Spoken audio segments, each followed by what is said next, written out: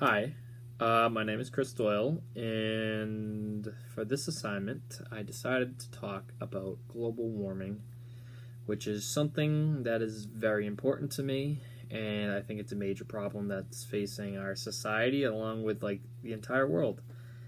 Um, so first off, why it's important to me is because it affects all of us. It's not going anywhere. It's getting worse every day, and it's not going to get better unless we start taking action. So the first thing I just want to kind of talk about is like how I do like things in my life to combat global warming. So like my house, we try to recycle, we try to do all that we can to like do our part. So on our roof, we have solar panels. I don't use plastic bottles. I have reusable bottles such as this, so like I can refill this, and I'm not putting all that plastic into the ecosystem. And just little things like that. Every little bit helps. Even at night, like if I'm brushing my teeth and I want to rinse out with water, I will use a reusable cup instead of a little paper cup. Just overall, just little things we try to do at my house to help with fighting it. But like for those who don't know the facts, so EDF.org says that so rising temperatures they affect weather and the oceans, which is really the biggest affected area here. So rising sea levels, it's going to affect anyone who's close to the coastline. So cities are going to have to build seawalls to fight this so that they're not underwater in 20 years or so.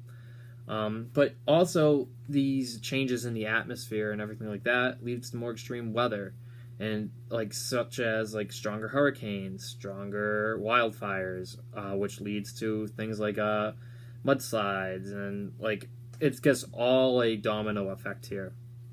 But even going off of that same site, EDF.org, uh, rising temps affects agriculture. So like farmers are going to have more droughts. Plants are going to be more susceptible to disease and pests. Even like in mass right now, we have the triple E threat going on, and that's because of the warming temperatures. It's a lot warmer than it used to be at this time of year, which is leading to this disease spreading about and the mosquito population getting it, and it's killing people. But even but going off of pollution even more, it's polluted air. It's bad for us. It's bad for everyone. I mean, you can't be breathing in toxic stuff, or else it's going to affect things like cancer and I guess other medical conditions. And honestly, these storms like they do infrastructure damage. I mean, looking at Hurricane Sandy back in 2016, I believe, Hurricane Sandy was much worse because of global warming. This is because the global sea, like the temperature of the ocean, was much warmer than what it has been in summers past. Because the water temperature was warmer, that fed the hurricane. It made it stronger as it went up the east coast, and eventually it ended up hitting New York, New Jersey area, which was devastated from this. And also, going off of that, the higher sea levels, because the ocean's rising, it these seawalls that are built in place already are not good enough because they were built for sea levels that were much lower than what we're seeing nowadays. So really, because of global warming, that hurricane was much worse than what it should have been. And this had effects from New Jersey to Massachusetts. It affected the whole East Coast essentially. And honestly, we're going to see more and more storms like that as time goes on. Now, this is all grim and all, but we can fix this. It's not over. I mean, it's there's solutions out there, and it's all about electing the right officials and making sure they're in office to make the changes. A lot of people in office right now, including President Trump, are hesitant to believe in climate change. So, really, they're not doing anything to help us. Since the late 19th century, the Earth's surface temperature has risen 1.62 degrees Fahrenheit, which doesn't seem like much, but it has devastating effects. And by the 2050, they're predicting up to a 4 degrees Fahrenheit rise, which we're seeing effects at 1.62 degrees. So I can't imagine the devastation that we'll see if this happens. But like I said, we can fight this. And a good source of this, I found some good ideas on how to fight this, was AIDA.org, which is the first thing is we got to protect and restore existing ecosystems. This benefits the animals, all the species living there, and the people in the area. Like the Amazon rainforest, it's one of the most important ecosystems in the planet, and it's burning right now.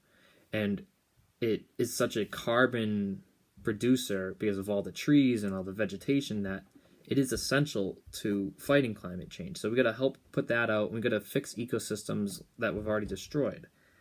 We also got to support small agricultural producers. So this is just small farms.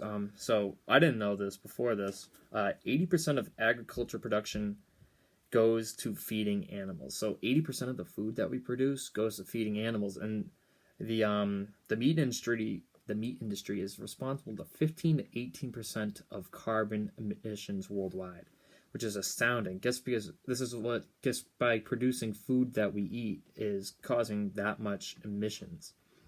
So like if we change our lifestyles, these are easy things that we can change to address these issues.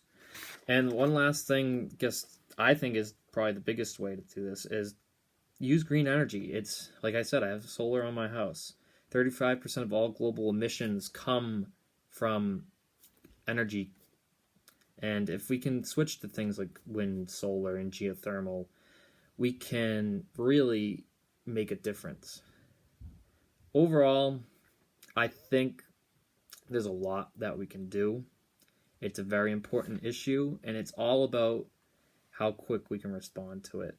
If we can respond to this in a quick manner, we can stop this before it's too late.